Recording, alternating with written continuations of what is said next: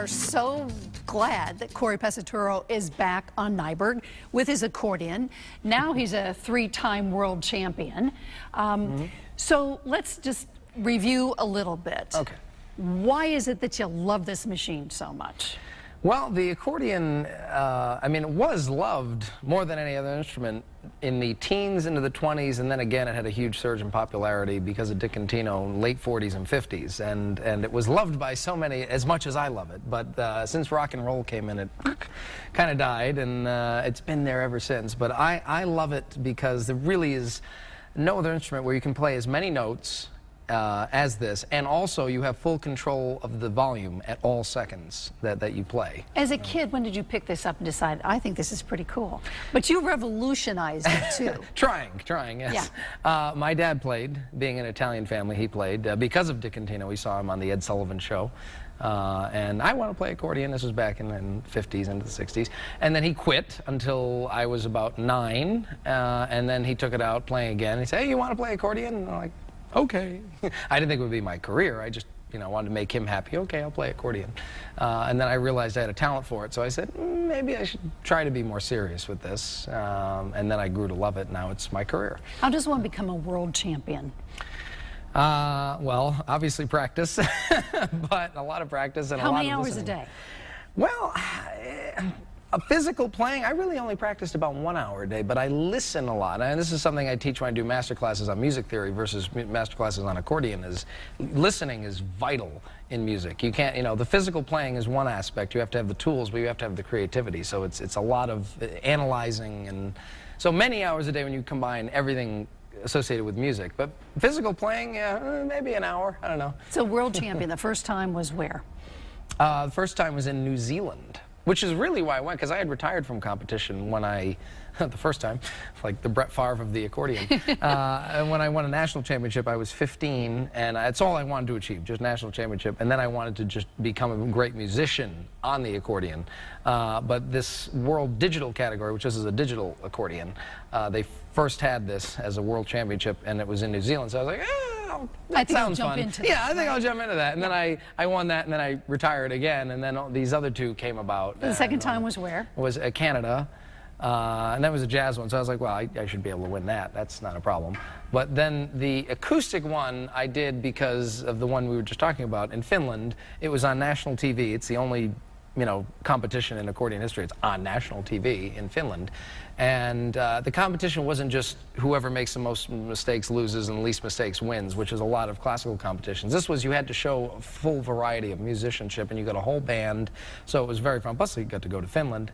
So, and people were saying around the country, Corey can play electric accordion, but he can't play acoustic. So, I'm Italian. It's like, oh, okay, I can't. The gauntlet was down. Yeah, the gauntlet was down. So, so you've set you set a world record.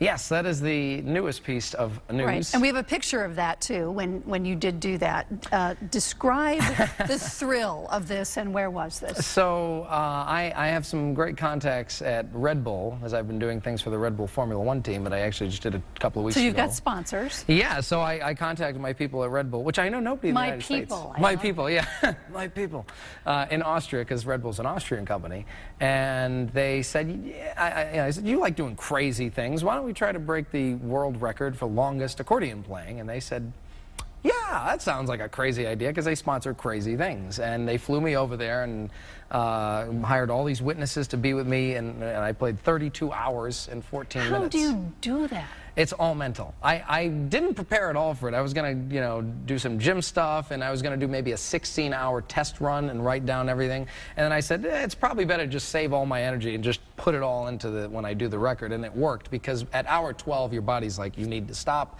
This doesn't work, and you've got 20 hours left. So it's all mind. You just keep saying, I got to do it. I got to do it. Plus, Red Bull spent all this money to have this happen. How do you keep yourself going? Because you have to constantly play for 32 hours? I wouldn't do it again. It hurt the lower arms. I mean, what was the last note at hour 32 and 1 second to go? What was last noted? Yeah, like the last, when you knew you were going to hit 32 hours. And what was? Well, it was more, the record before was 31 hours. So it was more when I passed that, it was like, okay. Now, I could have kept going, but I was really worried about my hands. Yeah, I was going to say. I was very worried because most of the people that would attempt a record like this, it's not their career. They would just play accordion or whatever instrument it is they're doing for fun. And this is actually my career. I can't damage myself. So I was worried, and I said, okay, that's enough. The 32, we're good. Okay. So it was incredibly difficult. But really, I would attribute, I had a very, my parents are tough love, and that's how I've achieved. Anytime I made an achievement, they're like, yeah, especially my dad, yeah, who cares? So it makes you, okay, I got to get more. So it was the tough love training, the non-participation trophy kind of vibe, is that it's just like, it's not enough. You got to keep going, keep going, keep going. Yeah, it's not enough. So that really helped in being able to achieve this because it was incredibly difficult. So you're 29 years old and you're getting sort of booked all over the world. What's the strangest place you've ever played? The strangest? I have played twice in Tunisia, which is actually quite a nice country. Do they love accordions there? Yeah, accordion's a thing there. Yeah, it's less weird than here, I'll say that. I mean, still today, you say play accordion. Oh, yeah, how weird is it in the U.S.? It's still very weird. I'm trying to make it a thing where it's cool and it's normal, but it's a challenge. It's coming up. But yeah, I would probably say New Zealand was maybe the strangest place I have played. But I've played in New Zealand. I've played in Japan. I've been to all continents except Antarctica, which I'm a snow nut, so I really would like to play in Antarctica. Okay, so we need them to book Corey. Yeah, I would love to play for the Penguins. That would be amazing. All right, let's take a look at this now.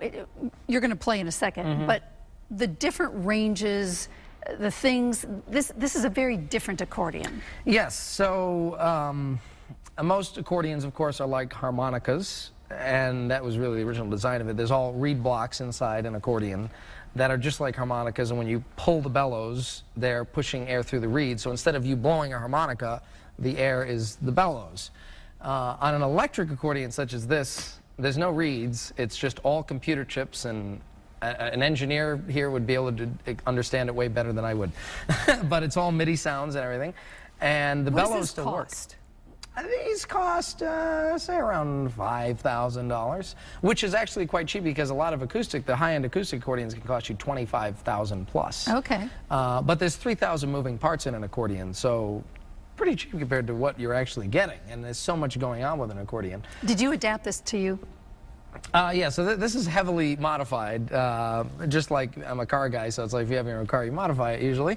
So this is my modified accordion. I have, the CPEZ, which is my shortened, I guess, hip name, whatever. CPEZ. CPEZ, yeah. You need short things, say, for marketing. And as you can see, it's the only skinned accordion that's ever existed. This is why some of the keys That's are ever off. existed. Yeah, I try to do things that no one's ever done. The lights that you'll see, which we'll get to in a minute, no one had ever. I thought no one had ever done that. Actually, someone 50 years before I did this had put lights in there. No one will remember. Yeah, well, no, but I know the woman that has it. We're very good friends, and eventually I will have that accordion. So I'll have the only two accordions that have lights in the grill, but they're symmetrical. So it depends on which note you hit that actually. You can kind of see it going down like that. So it's when I play more for a younger crowd, they want to see electronic stuff. So you do jazz on it. You do yep, acoustic on it. of You course. do what else happens on ringtones? Yeah, we're having some fun with ringtones. Give me a little ringtone from a phone. A ringtone, yeah. Well, I mean, there's a lot here. Where's the vibes? Yeah. Which I like doing at sound checks. I freak people out at sound checks. Do you read music, or yes. do you kind of make stuff up as you go? When I went to New England Conservatory of Music in Boston for music, and the department I was in was a contemporary improv department, and that was all ears. So it was almost illegal. You went to jail if you were caught with music. So we wanted to train the ears. But of course, I read music, and that's a skill you must have. And how much stuff do you write on your own? Writing is probably not that much. That's maybe the least of what I do. I do a lot of improvisation, a lot of arranging. Writing, not too much, because I'm always playing a lot of other people's things when I'm going around the country. I play about 13 different genres pretty consistently, whether it's klezmer, Italian, French. My next trip is Detroit. I'm doing a whole Italian festival there. In Las Vegas, And is it all here? Yeah, it's all here. Yeah. It's all there. So do you have a photographic memory? No, I wish I did, but no, I don't. But you just practice and you just remember everything. Well, yeah, and the other thing is, like, if I hear a song, I can kind of practice it even just sitting like this. I can kind of practice it in my head without playing it, which is good because if I'm going to some event and they want me to learn a tune, I'm driving there, as long as I have it on YouTube or something, I can kind of learn it when I get there. Is this completely work or is it completely pleasure? I mean, the playing of it is definitely pleasure. The work of the music business is not really the playing, which is funny because when you get hired for, say, a wedding, and they say, can we have you play half as long and pay you half as much? It's like, well, no, the playing is the fun part. Once we're there and set up, we can play for 8 hours or 1 hour, it doesn't matter. It's really the work of getting great, whether in practice and everything else, and learning. So, I mean, that's really the work or setup and travel and all that. But no, the playing is tremendous. Now, you made a promise the last time you were here that Yes. you're going to design Yep. an accordion that does what? Well, it's going to be completely different. It will not look like, because this is basically the way accordions have looked for over 100 years, this basic shape.